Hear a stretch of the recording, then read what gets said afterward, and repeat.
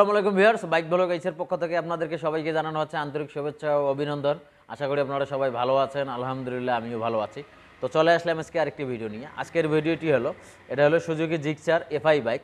তো এই বাইকটার সমস্যা হলো ইঞ্জিন থেকে প্রচুর পরিমাণ ব্যাড নয়েজ আসতেছিল।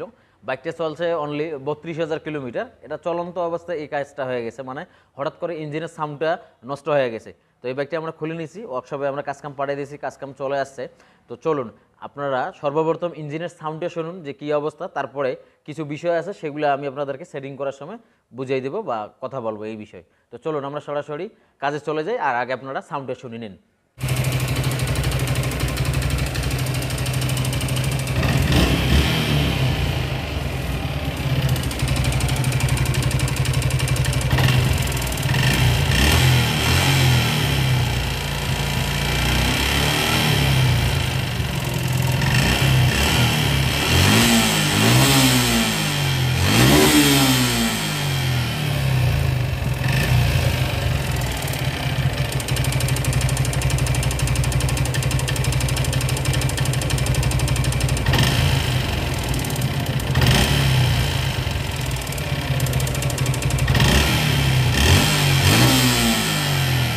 এই বাইকটা সমস্যা হয়েছিল হঠাৎ করে, মানে বাইক চলতেছে ইঞ্জিন অয়েল শর্ট হয় না, আপনার ধোয়া আসে না, হঠাৎ করে আপনার ইঞ্জিন অয়েলের ভিতর ইঞ্জিন অয়েলটা শর্ট হয়ে গেছে, মাত্র 100 গ্রাম ইঞ্জিন অয়েল বাইর হয়ে গেছে।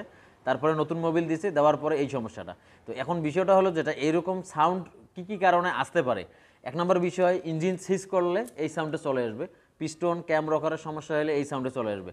বাট এখন বিষয়টা হলো যেটা ইঞ্জিন অয়েল যেহেতু কম ছিল, সেক্ষেত্রে একটা সমস্যা অনেক সময় হয়ে যায়, কানেক্টিং রডের সমস্যা হয়ে যেতে পারে। বাট এখানে বিষয়টা হলো যেটা কানেক্টিং রডটা ভালো আছে, আপনার এই সাইড থেকে একটু প্লে আছে, বাট সাইড থেকে প্লে আছে কিন্তু বাস গসতেছে না। আশা করি ইনশাল্লাহ এই কানেক্টিং রডেই সাউন্ডটা আমাদের ওকে হয়ে যাবে, আশা করি বুঝতে পারছেন। আর এরকম দুর্ঘটনা হলে ফুল ইঞ্জিন যদি সিজ করে, সেক্ষেত্রে কিন্তু বড় ধরনের একটা সমস্যা বা প্যারার মধ্যে পড়তে হবে। কারণ ফুল ইঞ্জিন বা কানেক্টিং রড সহ যদি সিজ করে, পুরো ইঞ্জিনটা খুললে মোটামুটি অনেক টাকার খরচ আছে। যদিও এই ব্যক্তির অল্প খরচের মধ্যে ইনশাল্লাহ ওকে হয়ে যাবে আশা করা যাচ্ছে। কারণ কানেক্টিং রডটা এই যে দেখেন, মানে সাইডটা অনেকটা গসতেছে, বাট ইনশাআল্লাহ এই কানেক্টিং রডেই আমাদের চলবে, কারণ খাড়ায় আমাদের গসতেছে না। আর এর থেকে মানে যে ফ্রি বেলাটা আছে, এর থেকে যদি অনেক সময় বেশি হয়ে যায়, সেক্ষেত্রেও কিন্তু আরপিএমে বাইক যখন রাখবেন তখন কিন্তু মিষ্টি সাউন্ডে থাকবে না, সাউন্ডটা মোটা হয়ে যাবে। আশা করি বুঝতেছেন। এখন ইঞ্জিন ওয়েল পাম্পটা আমরা চেক দেবো যে আসলে ইঞ্জিন ওয়েল পাম্পটা ঠিকঠাকভাবে আছে কিনা বা ঠিকঠাকভাবে কাজ করতেছে কিনা। তো এখন আমরা দেখবো যে ইঞ্জিন ওয়েলটা ঠিকভাবে কাজ করতেছে কিনা। দাও সেলফ দাও, দাও সেলফ দাও, সেলফ ধরে দেবো।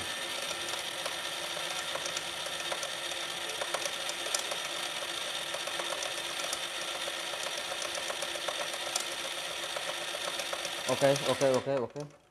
তো ভিউয়ার্স, আসলে সারাদিনে বাইকটা বসেছিল, এই জন্য একটু ইঞ্জিন অয়েল আসতে সময় লাগলো। এই জন্য আমি ম্যাক্সিমাম ভিডিওতে বলি যে আপনারা বাইক স্টার্ট দিয়ে সঙ্গে সঙ্গে থ্রোটল দেবেন না, কমপক্ষে 30-40 সেকেন্ড বা 1 মিনিট রাখবেন, তারপরে থ্রোটল দেবেন। তো আমাদের ইঞ্জিন অয়েল পাম্পটা ঠিকঠাকভাবে কাজ করতেছে, তারপরেও পিস্টন সিজ হয়ে গেছে।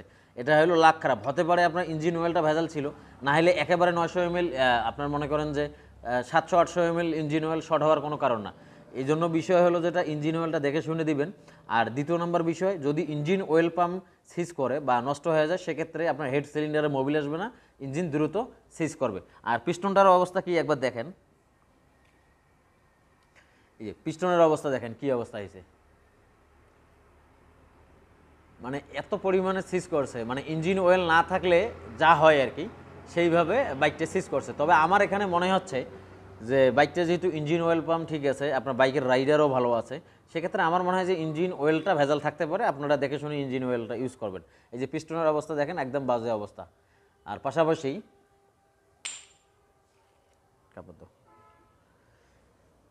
এই যে ক্যাম্পশ্যাফটটা দেখেন আপনারা, হ্যাসকোলারটা দিলে দাও, তো হ্যাসকোলারটা দিলে দাও।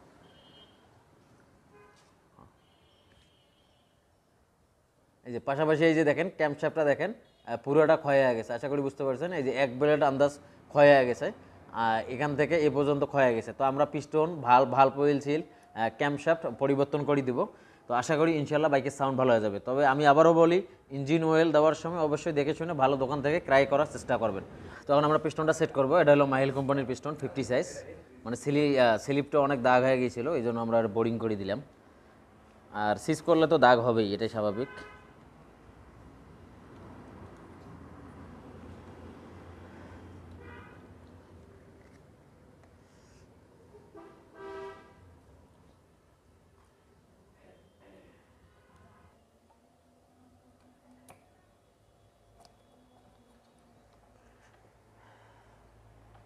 সিলিন্ডারটা দোষ।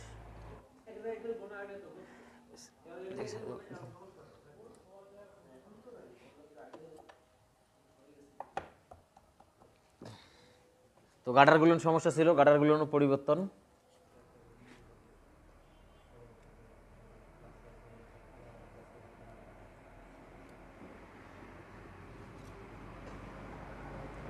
ধরো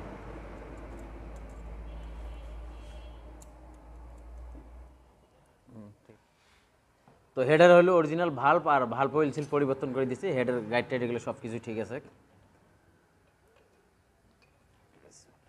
ধরো এটা ধরো, বাস ওকে।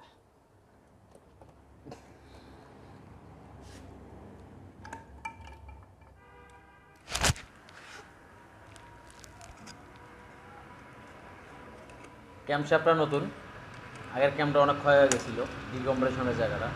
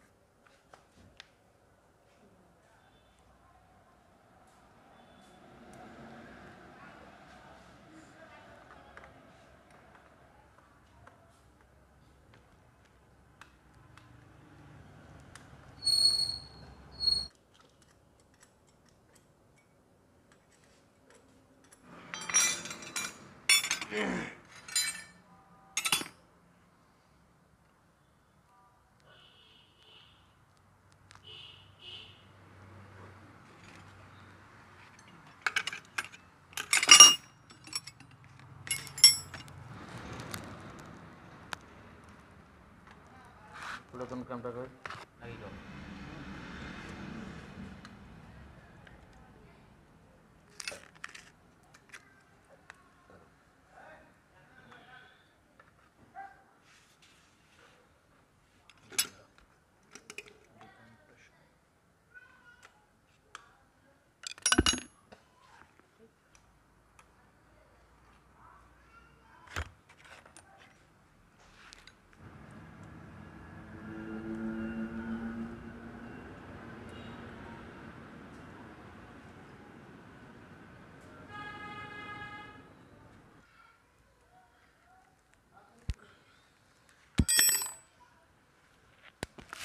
তো ভিউয়ার্স, এদিকে টাইম এন্ড টেবিল অ্যাডজাস্ট করা শেষ, এখন আমরা বাইকটা স্টার্ট দিয়ে আপনাদেরকে সাউন্ড শুনিয়ে দেবো। তো ভিউয়ার্স, সবশেষ বিষয়, বাইক তো আমাদের স্টার্ট হয়ে গেছে আলহামদুলিল্লাহ। তো ইঞ্জিনের সাউন্ড শুনুন।